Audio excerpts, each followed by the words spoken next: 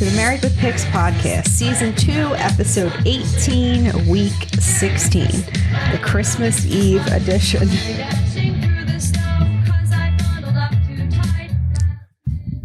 Yeah, ho, ho, ho. We're exactly an hour away from Christmas and Santa Claus coming to your house. This is going to be a good one. What do you think, Jack? We just hosted Christmas Eve dinner with the whole family. It was a success. We had a little bit to drink.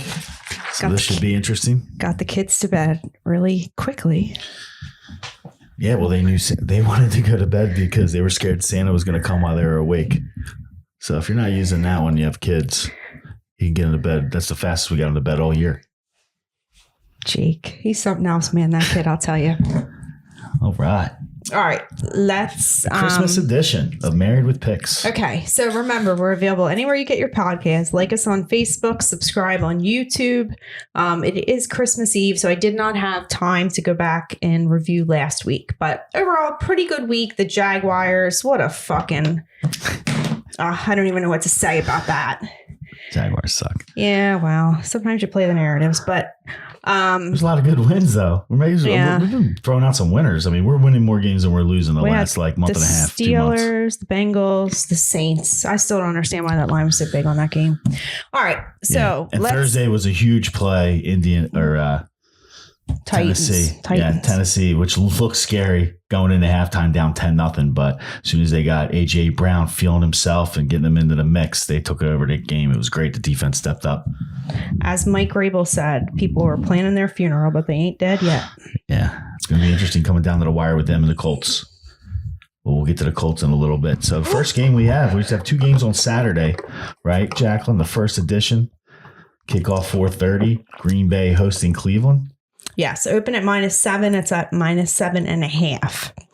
So I kind of feel like Cleveland is just going the wrong direction this season at this point. They're struggling. And even though it didn't work out for me last week, by the way, you got me again. And I feel like if I hadn't bet you on that game, it would have worked out for me regardless. So I'm going to take my same approach. I'm going to pick Aaron Rodgers and I'm going to take 7. I don't want 7.5. Where's my $20? And I'll give it to you later. Oh, we can work out a negotiation there, though. All right. So what are your thoughts on this game? All right. When I first looked at this game and I had a conversation, shout out to Brad Foy, college buddy, still friends. We were talking about this game specifically about Cleveland kind of keeping this one close. And when I first looked at it, that was kind of my feelings. But the more I looked into the game, Green Bay has been really dominant at home. And what I'm going to run down is their home games, okay? This is the margin of victory and who they played. They played the Lions, 18 points. Steelers, 10 points. Washington, 14 points. Seattle, 17 points. Rams, 8 points. Bears, 15 points. That's Green Bay won all those games. That's the margin of victory. It averages out. With those, 6 games is 11.3 point victory, the average margin of victory for Green Bay. So the line 7.5, I think that Cleveland is struggling to your point. They get Baker Mayfield back, but he just started suiting up Saturday, hasn't played for a little bit. Baker Mayfield sucks. What's that? Baker Mayfield sucks. Myles Garrett is going to play. But I'm not, to your point, I'm not impressed with Cleveland. Green Bay has been stellar and maybe the best team all year and clearly dominated at home with the numbers I just ripped off. So I don't see where any of these games that I listed, the lowest margin was 8 points against the Rams. The Rams are so much better than Cleveland. And all right, so you're on Green Bay here? Yeah, I'm Green Bay. Good. Okay. We agree on that one. Next game up, Indianapolis at Arizona. Open at -5 in favor of Arizona. It's down to -2. So we have the Cardinals who came in this season pretty dominant. They lost to the Rams now 2 weeks ago, and they lost to the Lions last week. Are they going to lose 3 straight? So I'm kind of back and forth on this game, but I don't think they're going to lose 3 straight. They can't lose 3 straight. They're tied now in the standings at 10-4 with the Rams. And let's face it. I mean, I know you have a bet for the Colts to win the Super Bowl. But bottom line, last week they might have won against the Patriots, but Carson Wentz had 58 yards. What was Frank Reich trying to do in that game? Run the ball. No, what was he trying to do in that game? Win the game. Hide Carson Wentz. He didn't want Carson Wentz against Bill Belichick. Well, regardless, they played to their strengths, which is Jonathan Taylor. And that counts, too, if you run the ball. And I think that's what a lot of these managers... It does count, but you need your quarterback to throw more than 58 yards if you're going to win. Well, not always. Did they win the game? They did win the game. So I don't understand why you're saying the quarterback needs to throw for more than 58 yards to win the game when no, they not threw saying for to win 58 that yards game. And he won the game. I'm saying to win in the NFL. Carson Wentz is fine. They played to their strengths. They were cruising that entire game. They didn't need to put him in a position to throw the ball up. Bottom line, Frank Reich didn't want him throwing the ball. He didn't want him to throw the ball. He's smart. Because he knew what was going to happen if he did. So I'm going to take that same approach and think that the Cardinals have a better offense and can keep up a little better than the Patriots could. So I'm taking the Cardinals. What? What's in that? What's in that drink? It's vodka and Sprite and no ice. Wow, still hitting it hard. All right. So this is a tough game. I mean, these are two really good teams, right? I mean, Arizona clearly struggling, but, well, you know, up until a week ago, they had the best record in the league a week or two ago. So I have Indianapolis circled. I'm worried this is a trap game. Like, I love Indianapolis. This could be the one. I mean, they don't necessarily need to win out. The problem here is that if they lose, they're going to fall 2 games back behind Tennessee. If they lose this game, then Tennessee clinches the division. That makes sense because they'd be 2 out and they probably lose a tiebreaker. So with 2 left to play. They lost both games to the Titans. So I think for that reason alone, I mean, I think I'm going to stick with Indy. I mean, I can't love this game because at some point you got to figure that Murray's going to turn it around and swing it back. But he's without Hopkins. I don't think that Hopkins matters. I wonder if Murray's 100%. Well, that's true. I mean, he's not 100. He hasn't been 100% yet. Will he be 100% or closer to 100% coming into this game? Also, my concern is, I'm not sure if you mentioned because I kind of zoned out, but it was Connor playing. You know, I mean, I don't know if you mentioned, but we don't know if Connor's playing. He looks like he's a game time decision, right? His ankle seems to be okay from what he's saying, but it's basically a pain management thing with his heel. So regardless, if he could go, is the game that important that if he's really struggling pain-wise when you have Chase Edmonds back? I'm not sure. I know that they can win with James Conner and no Edmonds, but I'm not sure that they can win with Edmonds and no Conner. So I just think that if Indy loses this game, they're going to fall out of the division lead. And I don't think it's going to be wrapped up this early. So, you know, the division battle. So I'm going to take Indy. They're getting points. I'll take Indy. Arizona needs to prove that they're back before I'm just going to take them and assume that he's 100% back, meaning Murray, the quarterback. So I'm going to stick with Indy. But I would play it low, be safe. Kind of feels like a trap. All right, so we're on opposite sides there. I'm not going to bet you on it because I don't want to lose. I don't want to. So you don't feel that good about it? No, I'm back and forth a little bit, but I'm going to stick with Indy because I feel that good about Indy long-term prospects in this season. All right, next game up, Tampa Bay at Carolina. Open at -11 in favor of Tampa Bay. It's down to -10. Tampa Bay will be without Mike Evans, Chris Godwin, and Fournette, but they are getting Antonio Brown back. Boom. And I think that's all that matters. If Tom Brady has Antonio Brown and he has Gronk, I'm a little worried about not having Fournette because I don't think they particularly care for Ronald Jones down there in Tampa. I like him, though. People are hating on him. I think that he was very effective last year before Fournette really took over the lion's share of the carries. Well, Arians hates him because he can't, block or something. Well, that will get you in the doghouse with most coaches. So, you can't run block. I mean, the absence of the run game worries me a little bit, but like I said, as long as Brady has AB and Gronk, I don't think the other guys matter as much. So I will take it at -10. Yeah, I mean, listen, I'm a little worried because of the injuries, but let's be honest. If everything's got to filter from a wide receiver situation through Mike Evans, nobody's going to be more thrilled about that than Mike Evans. sure he's not happy with the amount of targets he's getting with the other people that are around. But obviously, Antonio Brown's going to be back, and they're going to work him in as a deep threat as well. I mean, they're kind of making it sound like maybe he's not 100% with the ankle thing, but it's been so long. Like, do you think we have to worry about the ankle? I think Antonio Brown's going to come back and put up a stellar performance. So I'm looking for big things here. I think I'm not that concerned about the running game. They do have Le'Veon Bell coming into camp. I'm not saying that that's a game even going to factor into this game, but just as a note, Le'Veon Bell did sign with Tampa Bay earlier this week once the Fournette injury forced him to the IR. So regardless, I don't know how you can take Carolina. They suck. So I'll take 10 points in Tampa, and let's see what happens. All right, next game up, New York Giants at the Philadelphia Eagles. Opened at -9. It's at -10. These teams played a couple weeks ago. That was obviously like a brutal game. The Giants actually won that game, right? 13-7. The Giants won the game. The Eagles were running the ball down everybody's throat before that game and after that game, but tried to switch it up and get crazy and pass the ball the whole time. And they were unsuccessful. Similar to what you were saying, hopefully they go back. We were saying about the Colts, they go back to a run-heavy approach, and they're going to smoke the Giants at home. The Giants are going to cash it in. Jake Fromm's starting. Yeah. He's a bum. They just signed him off the practice squad of somebody else's team about a week ago before the last week's game. Yeah, right. So I believe that his nickname is Jake Fromm State Farm. And, he's going to probably be back to selling insurance after this game when the Eagles get to him. Birds all day. I can't take the Birds at -10. I can. They just won by 10.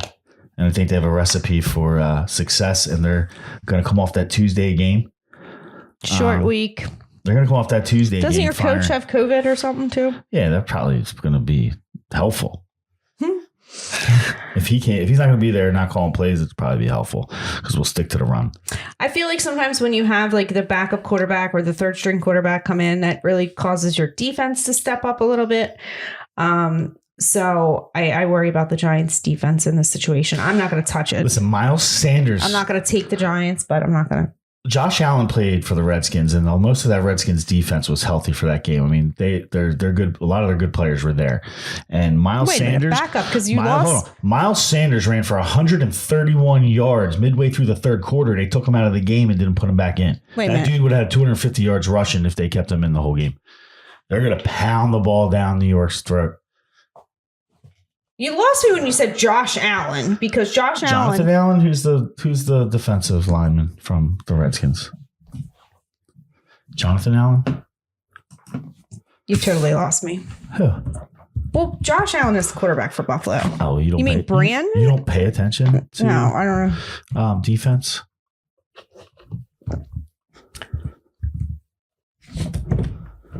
Anyway, let's move on. You gonna talk? Well, I'm waiting to figure out who you're talking about. Kyle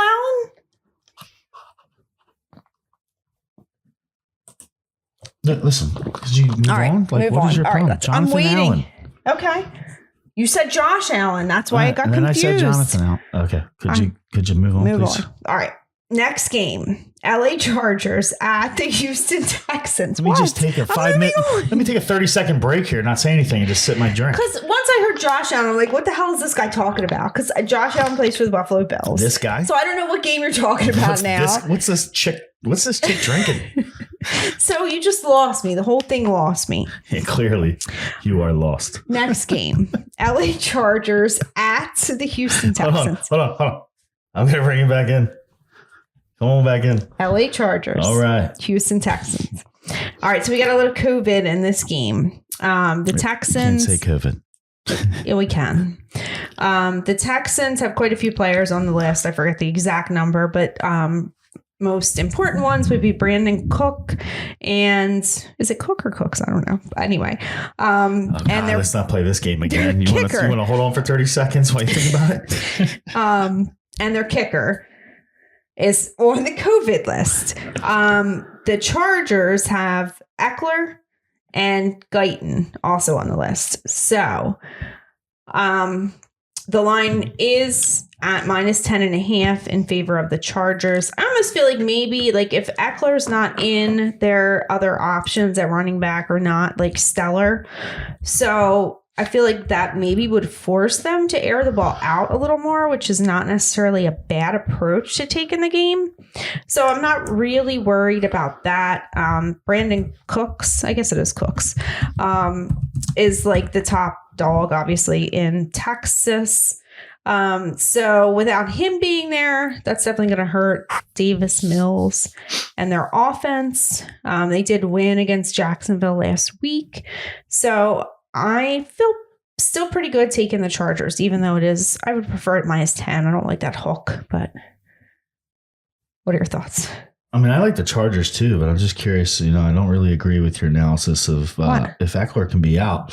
I'm kind of looking forward to Eckler maybe being out because that will force the Chargers to run the ball to Justin Jackson, not throw the ball. Who's Justin Jackson? What I disagree with is you're like, nobody. If Eckler's out, it's going to force them to throw the ball because they don't have impressive running backs. Yes. Justin Jackson and Joshua Kelly can both run the ball. They're both physical, dominating backs who can pound the ball through between the tackles. What would make you say that? They have not just they're good running backs. I've watched the games. When Justin Jackson has gotten in late in games in the third quarter and some in the fourth, he has looked good over the last couple of weeks. Why does he get in late in the game? Because Austin Eckler is the better running back, and he's more of a pass receiving threat. He's very good catching the ball out of the backfield. So he's a more rounded back.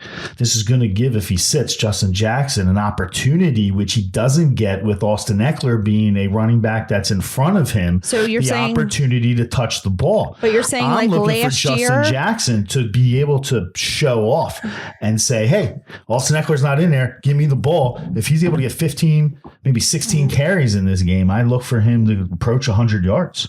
And I think they're going to win the ball. I think they're going to win the game primarily by running the ball and setting up the pass with the run if Eckler's not in or if he is in. I personally don't think Eckler's going to be able to play. He's coming off that ankle injury, so he's still a little sore. Sounds like he would be able to play. He has if it was COVID. Just the ankle, but the COVID thing has come through Monday, I believe. So he's going to have to test. It sounds like he's not vaccinated. If he's not vaccinated, he's out. He's and he has out for 10 days. He has symptoms. Yeah, I'm not 100% that he's not vaccinated, but based on what he said, he definitely is. If he's not vaccinated, then he's out 10 days. Is the rules right now. So unless he's asymptomatic. So he is symptomatic. I know that for sure. So my personal opinion is Justin Jackson and Joshua Kelly as a backup running back in that situation of Justin Jackson, if he had to start, would be good backup alternatives based off what most NFL teams carry as backup running backs. Well, okay. So I just want to say Houston sucks.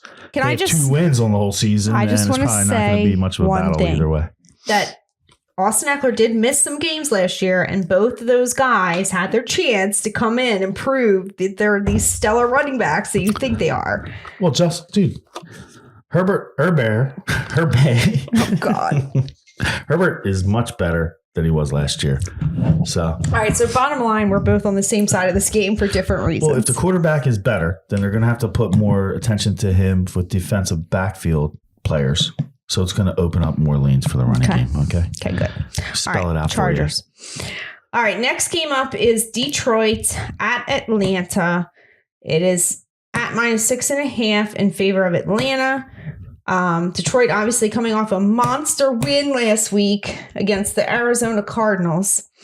But unfortunately, Jared Goff will not be playing or is very unlikely to play because he's got COVID.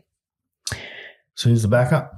Well, it's Tim Boyle or that other guy that really stunk. But Tim Boyle was the one that got the start earlier in the season. So Tim Boyle started a few weeks ago against the Browns, and they lost that game 10-13.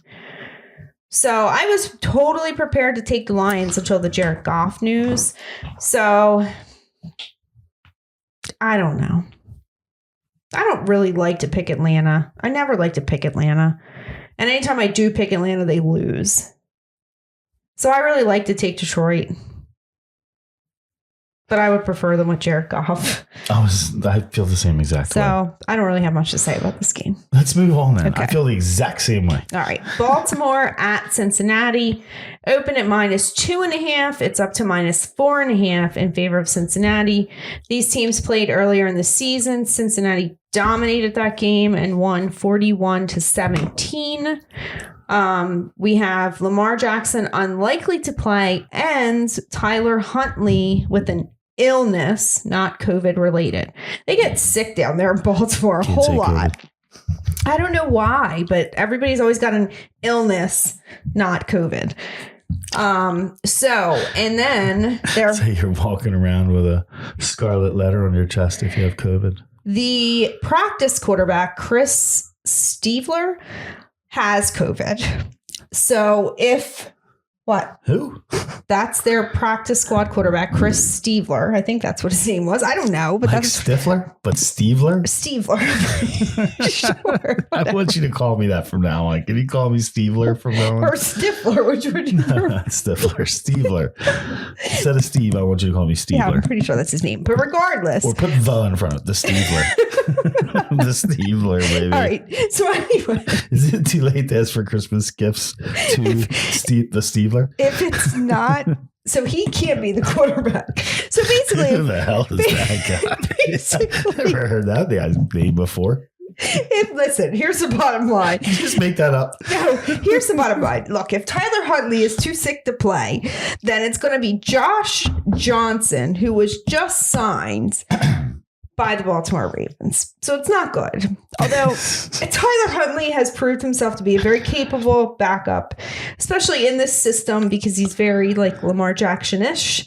So, but anyway, back to the whole point here is that Cincinnati has very much dominated these division battles. Okay. They beat the Baltimore Ravens earlier this year. They won both games against the Steelers. They did lose against the Browns. So, we talked about last week how the Baltimore secondary is injured with Marlon Humphrey out now. So I'm going to take the Bengals and I'm going to feel pretty good about it. What are your thoughts? Yeah, I think the Bengals are probably the play here. They did roll Pittsburgh twice. They rolled Baltimore earlier in the season. So they've been getting up for these division games, and it's almost as if they're taking them personal. The only team that they didn't beat, like you said, the Browns, they're kind of the other team that has been at the bottom of the division, like Cincinnati. So they kind of have that same thing going on, but they've been taking it out on Baltimore earlier and on Pittsburgh. So I think, when I first look at this game, I think I start to consider that it's too many points. It's maybe a 3-point game. Huntley did bring Baltimore back against Green Bay to cover the spread late in that game, but I think at home Cincinnati's ready to go. I'm going to lean towards Cincinnati here. I don't love it, but it's a division matchup where I'm worried anything can happen.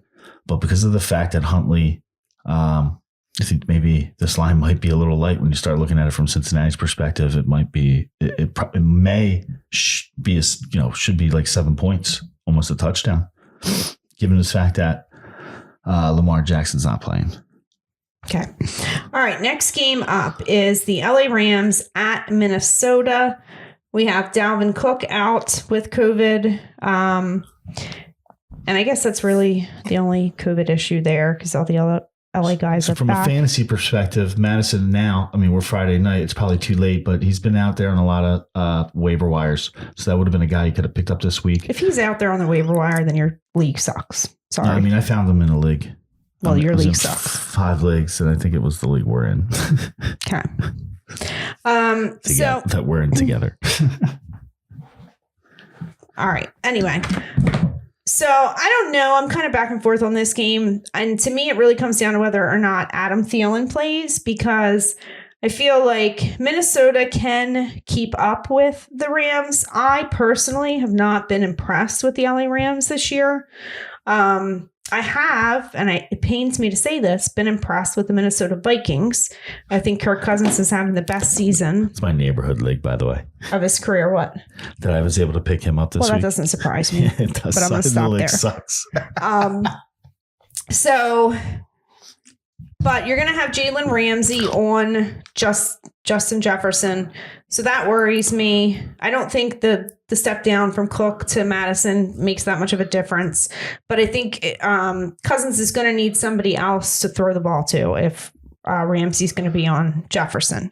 So I'd feel a lot better if he had his guy Adam Thielen in the game. Yeah. So that's really what it's going to come down to me. When you have Aaron Donald on the other side, but I feel like anytime I mention Aaron Donald on the other side, it's irrelevant because he doesn't do shit. So I'm not that worried about him. So as long as Thielen's playing, which he's questionable for this game, I'm going to take the points and go with Minnesota. Yeah, I mean, I think it more depends on the Rams wide receivers, than anything. I expect Thielen to be back. He was almost to go last week. He was right up until game time, and a couple hours before game time, they sat him on the bench. I mean, you're so big on the Rams rounding into form. You're not taking the Rams? I am taking the Rams. Would you let me talk? I'm talking about the Vikings. Yeah, I'm telling you, I'm basically counterpointing what you just said. Okay, finish your point. So could you follow me or have another sip if you're not going to listen? I'm following. Okay. Thielen's probably going to play because he was almost a game time yes last week. So I expect him to play. It doesn't mean it's a guarantee. I still don't think it matters because they have enough firepower on the other side of the ball. You got Henderson coming back after knocking the rust off last week. Sony Michel's still playing well. And if you want to talk about a receiver in this game, let's talk about the receiver that's probably the best receiver in the league. Cooper Kupp is the only receiver that matters on the field for this game. Whether Thielen plays or not, Minnesota's in that 500 range. The Rams, like you tried to make the point for me earlier, are rounding into form. And you're starting to see that now. And a team like Minnesota doesn't have a shot against the Rams. This line should be probably 10 points. Okay. Even though they're on the road. I take the Rams all day. You like Minnesota? No, I'm not betting you. Oh, come on. No, I'm not betting you. It's like a jinx. It's like what a jinx. What do you mean, dude? You're trying to get all into my action like I was getting ready to jump on Minnesota, and I like the Rams. So come on. No, I'm not betting you because then that's my whole... Cooper Kupp. Best player in football. Cooper Kupp. Okay. All right, next game. Watch out for the Rams. Seriously. I feel like the Rams are so overrated. Like Sean McVay is so overrated as a coach. They were overrated the way they were playing in the beginning of the season because they needed time to gel with the amount of free agents they had. You lost their number 2 receiver in Robert Woods, and now you're trying to fit Odell Beckham into that position. He's getting more familiar with the playbook. Very similar to the way Antonio Brown fit in with Tampa Bay last year. So to my point from other podcasts, all right, moving they on. Look very similar to the Tampa Bay Buccaneers who won the Super Bowl last year, and you're going to see it this weekend. All right, next game, Jacksonville at the New York Jets. Open at -1.5 bet me on in that favor one. of the Jets. No, we've already moved on. It's at -2 in favor of the Jets. I don't want anything to do with this game, to be honest with you. I'm done with Jacksonville. They didn't have any fight last week. I don't expect them to have any fight this week, but I'm certainly not going to take the Jets. There's one game I got an X next to. I don't want to talk about. Okay. It's this one. Moving on. Buffalo at New England, open at -2.5 in favor of New England. It's at -2. These teams obviously played a few weeks ago. That was the bad weather game where New England ran the ball down Buffalo's throat, and Buffalo, even though they knew that's what they were doing, could do nothing to stop it. Josh Allen's history against Belichick is not stellar, but Buffalo really needs to win this game. I think Buffalo is the better offense, and I don't think that New England has the ability to blow them out. So I don't really feel good about it, but I got to take the points and take Buffalo. I like the Buffalo Bills, baby. This is where they're going to turn it around. They're a game behind New England in the standings. I think this is where they come back, get the win. New England has played unbelievably on the road this season. They're coming back home. They've struggled against a couple teams. We're going to see. I think Buffalo's going to be really pissed off that they were embarrassed Monday night at home against New England in the last game when New England only threw the ball 3 times. So I expect Josh Allen, even though, it looks like he's going to be, it's questionable whether some of the receivers are going to play. I know Beasley's out. Beasley, yeah. And we're going to have to wait until we get up here into game time to see if Manuel Sanders is going to play. So with that said, I still think he has enough firepower where as long as it's not 40-mile-an-hour wind gusts, that Josh Allen will be given an opportunity to make amends for the last game. Does it worry you at all that, like, the last game, New England ran the ball, like Buffalo knew they were going to run the ball and still couldn't stop them from running the ball? Like, does that worry you at all? Not really, because I don't expect Buffalo to be able to stop anybody. What I do expect is that New England can't stop Buffalo the way they did last game. Okay. All right. I guess I'm with you there. All right. Next game. Buffalo hasn't stopped anybody running the ball all season. You know what I mean? But when you have 40-mile-an-hour wind gusts and you have to rely on Josh Allen throwing the ball down the field, I mean, it's amazing if you watch that. You remember watching that game.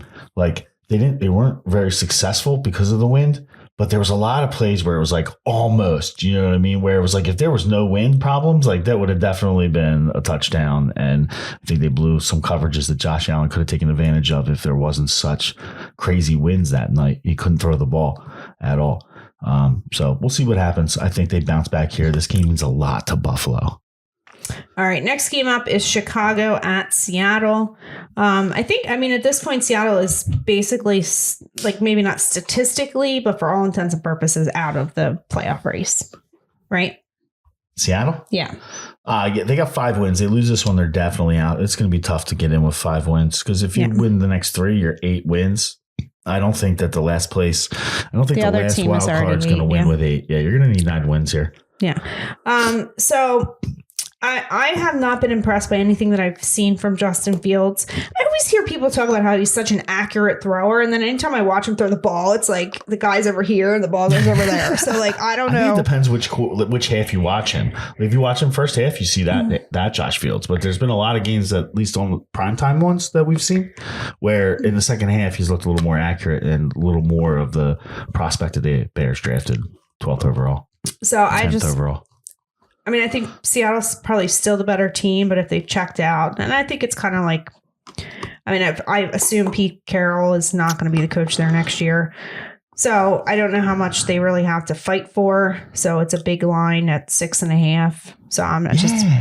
Right? It's a huge line for Seattle. Should be favored this much on anybody? I'm going to take Chicago in the points. Yeah, I can't touch it. I'm not in love with Fields, but I know, they started to click a little bit at the end of the last game. Hopefully, Seattle has not been that great.